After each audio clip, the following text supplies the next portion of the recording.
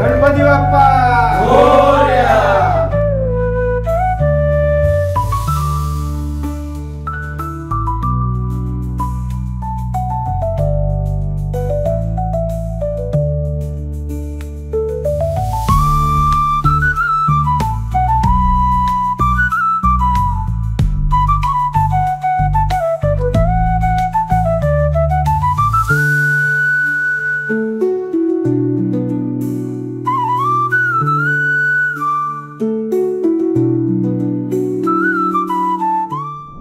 यंदाचं वर्ष हे आमच्या सार्वजनिक गणेश उत्सव मंडळ गणेश मंदिराचं हे 100वे वर्ष आहे। या 100व्या वर्षामध्ये सर्व नागरिकांना आम्ही सर्व भाविकांना आवाहन करतो की या शतक महोत्सवी वर्षामध्ये आपण सगळ्यांनी गणेश मंदिरामध्ये यावं। आम्ही केलेला जो देखावा आहे हा आपण सगळ्यांनी पाहावा। विष्णूचे जे 10 अवतार आहेत याचं दर्शन घ्यावं आणि ही जी भव्यता आहे याच्यातनं हिंदू धर्माचा जो काही आपण आपल्या मनामध्ये लहानपणापासून आपल्याला जे शिकवलं गेलं आहे, विष्णूचे 10 अवतार, ज्या वेळेला एखादं संकट येतं त्यावेळेला देव काहीतरी रूप घेतो आणि त्या संकटाचा नाश करतो आणि ही पृथ्वी पुन्हा त्याच पद्धतीने संरक्षित करतो ते दाखवण्याचा हा प्रयत्न आहे।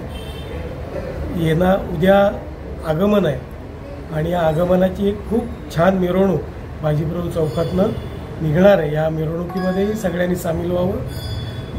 मधल्या काळात 8 दिवसात वेगवेगळे जे उपक्रम आहेत त्याचाही सगळ्या भाविकांनी लाभ घ्यावा।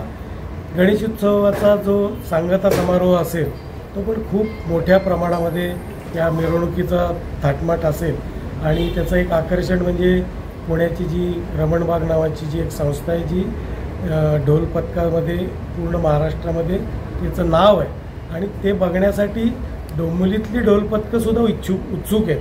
त्यामुळे ते सुद्धा आपण सगळ्यांनी बघायला यावं। आपल्या चॅनलच्या माध्यमातून सर्व नागरिकांना गणेश उत्सवाच्या शुभेच्छा आणि गणेश उत्सव आणि गणपती मंदिरातर्फे सगळ्यांना आग्रहाचं निमंत्रण। सारंग अमृतकर माझं नाव आहे। या मंडळात मी सहकोषाध्यक्ष म्हणून आहे आता कार्यरत। मंडळाचं आपलं यंदावं शतक महोत्सव आहे त्यामुळे आपण हा थीम तयार केली आहे दशावताराची।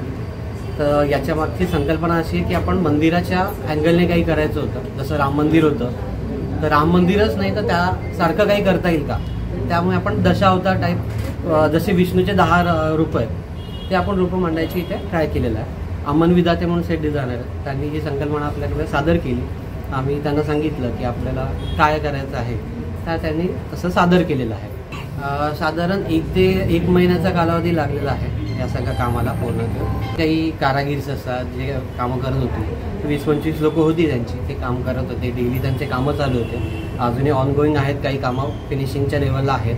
तसं आपण हा सेट बनवून तुम्हाला मी सांगितलं की राम मंदिर आपण बघितलं तर त्या थीमवरच मंदिर आपल्याला करायचं होतं। तर दशावतार आपण ह्यासाठी केलं आहे की विष्णूचे 10 रूप हे आपल्याला सगळ्यांना माहिती आहेत का कसं आहे। जसं आता पुढचा अवतार कोणता, जसं आपण म्हणतो कालगीर, तो अवतार आपण कसा असेल याबद्दल तर काही संकल्पना नाही, पण जसं पुराणात लिहिलेलं आहे की घोड्यावर येणारे किंवा जे काय जसं पुढचं आहे, पण आपण त्याच्या आधीचे जे काही आहेत रूप विष्णूचे ते दाखवायचं इथे ट्राय केलेलं आहे।